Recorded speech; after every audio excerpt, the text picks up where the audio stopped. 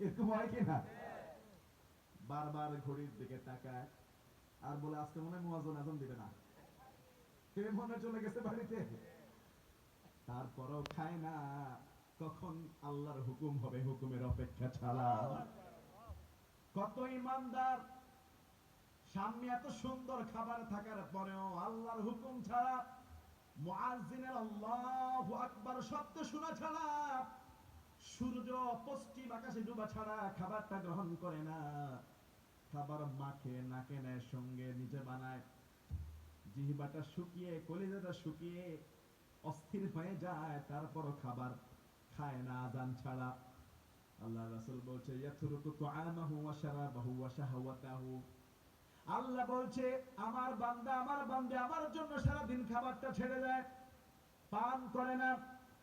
ওয়া শাহওয়াতাহু, অশ্লীল কাজ থেকে, কামভাব চরিত্র থেকে নিজেকে মুক্ত রাখে। মিন আজলিস সিয়াম, আল্লাহ বলছে এই রোজা আমার জন্য রাখে। মিন আজলিস সিয়াম লি, আমার জন্য বান্দা বান্দি এত কষ্ট করে রোজা রাখে। ওয়া আনা আজজি বিহি, এই রোজার সওয়াব ডিক্লেয়ার করলাম না কি হবে কিয়ামতের ময়দানে, রোজার সওয়াব বান্দা বান্দীকে আমি আল্লাহ নিজ হাতে দান করে দেব।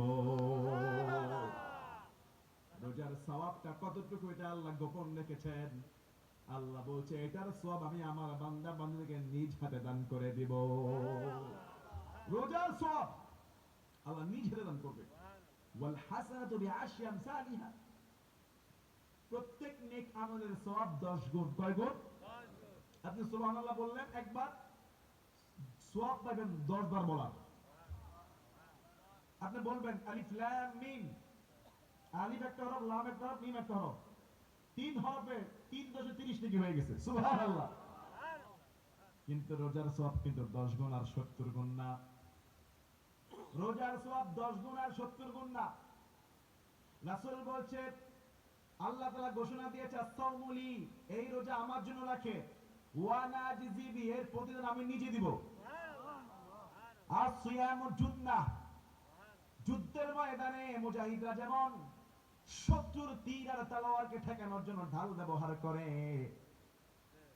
বর্তমানে গুলি যেন গায়ে না লাগে, মাথার মধ্যে হেলমেট, বুলেট প্রুফ জ্যাকেট, শত্রুর গুলি গায়ে যেন না লাগে, বুলেট প্রুফ জ্যাকেট, মাথার মধ্যে হেলমেট, বুলেট প্রুফ। ঠিক না বেঠিক? এই রোজা হলো বুলেট প্রুফ। এই রোজা রোজাদারকে জাহান্নামের আগুন থেকে বাঁচানোর জন্য মাঝখানে দেওয়াল হয়ে দাঁড়ায় যাবে। সুবহানাল্লাহ।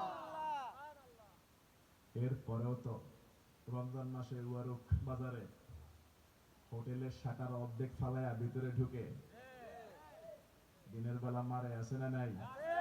প্রতিজ্ঞা নিতে হবে রমজান মাসে প্রকাশ্যে খাওয়া দাওয়া করা যাবে না। কথা বলেন ঠিক কিনা? রমজান মাসে প্রকাশ্যে দোকানপাটে খাওয়া দাওয়া, হোটেল মোটেল বন্ধ থাকতে হবে। অর্ধেক শাটার ফেলে দিয়ে এক হাত খালি রাখি, কিন্তু যাতে বেড়ালের মতো পিঠ একবারে নামায় ঢুকতে পারে।